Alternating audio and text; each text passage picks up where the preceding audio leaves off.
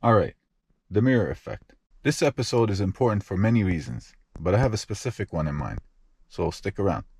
To better explain this, let's first take a look at the Thomas Young double slit experiment, which I'm sure many of you are already familiar with. So when Young fired the light particles through the slits on the front wall, the result or outcome should have been predictable. 2 lines or bands on the back wall, which was the case when he was looking at it. But when he went away, then came back, he found bands all across the back wall, infinite possibilities. And only when consciousness is applied, these possibilities collapse and an order takes place. So the light did not behave like a stream end particle because it's a wave end particle and it's conscious, like we mentioned on previous episodes. So it can go anywhere. And in this case, there are 2 waves because there are 2 slits.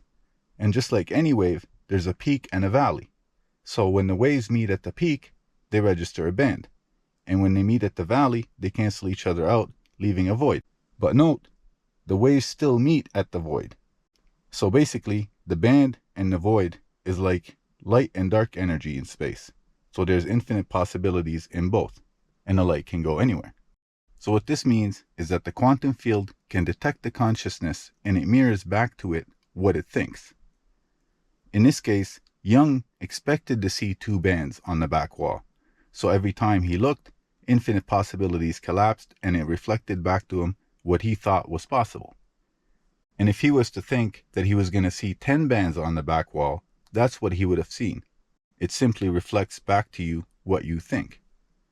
So the quantum field detects you as a consciousness because you identify as somebody. And it knows how you feel and what you're thinking because it's conscious and it's within you. That's why you can't lie to the universe.